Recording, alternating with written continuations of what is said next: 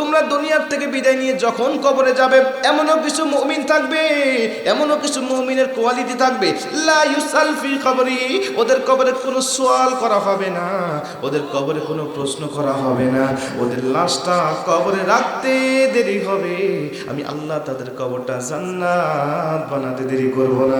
সুবহানাল্লাহ।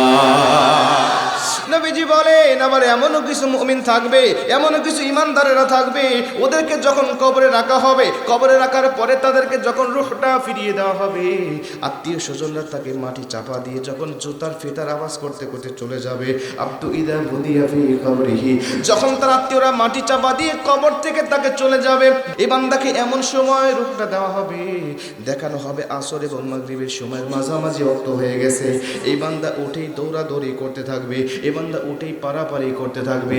বলতে পারেন হুজুর 3.5 হাত কবরে মানুষ কেমনে দৌড়াদৌড়ি করে, 3.5 হাত কবরে মানুষ কেমনে লাফালাফি করে?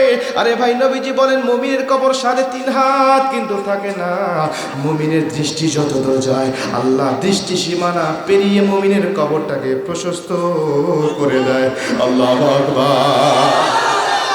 মুমিনের দৃষ্টি সীমানা পেরিয়ে যখন কবরটা প্রশস্ত হয়ে যায়, আসরের ওয়াক্ত চলে যাচ্ছে, মাগরিবের সময় চলে আসতেছে, এই বান্দা তাড়াহুড়া করতে থাকে আর আত্মীয় স্বজনগুলোকে ডাক দিয়ে বলতে থাকে, ও আমার আত্মীয়রা, ও আমার বিবি ছেলে সন্তান কোথায় গেলে বলো, আসরের ওয়াক্ত চলে যাই, বুঝে মাগরিবের ওয়াক্ত চলে আসলো, আমার নামাজটা কাজা হয়ে যাবে, নামাজ যদি কাজা হয়ে যায় আমার আল্লাহ পাক আমার উপরে ওয়াক করবে, কে কোথায় আছো একটু উজুর পানি আমাকে দাও, উজু করে নামাজ পড়ে আমার রবকে আমি সন্তুষ্ট করতে চাই।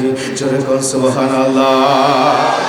নবীজি বলেন আল্লাহ ওই মুহূর্তে ফেরেশতাদেরকে ডাক দেয়া বলবে, রে ফেরেশতারা, দেখো বান্দা নামাজের জন্য কেমন পিড়াপিড়ি শুরু করে দিয়েছে, খবরদার তোমরা তার কাছে যাবে না, তাকে প্রশ্ন করবে না, লা ইউসাল ফি কবরিহি ইল্লা ওয়াকাহুল্লাহু ফিতনাতাল কবর, ওর কবরে কোনো প্রশ্ন নাই, ওর কবরে কোনো ফিতনা নাই, ওর কবরে কোনো রকম আমি আল্লাহ পাক বাধা দিব না, ওকে আমি আল্লাহ রাব্বুল আলামিন এই নামাজের জন্য এত পিড়াপিড়ি করার কারণে আমি আল্লাহ পাক খুশি হয়ে গেছি, ওকেও আমি আল্লাহ বিনা হিসাবে জান্নাতটাকে দিয়ে দিলাম।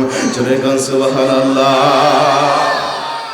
এখন বলে কবরের মধ্যে নামাজ খোঁজার যদি সেই যোগ্যতা যদি আমাদের থাকে, তাইলে আমাদেরকে দুনিয়ার জমিনে নামাজের সাথে সুসম্পর্ক রাখার দরকার আছে না নাই?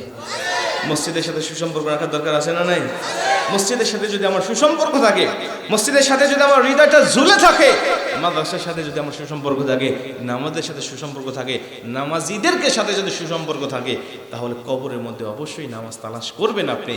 আর যদি দুনিয়াতে ভুলেও মসজিদের দিকে না যান, আজান হয় একদিকে, কানের মধ্যে ইয়ারফোন ঢুকে আরেক দিকে, গান বাজাইতে বাজাইতে অন্য দিক দিয়ে চলে যান, কবরে গেলে কি নামাজ খুঁজবেন?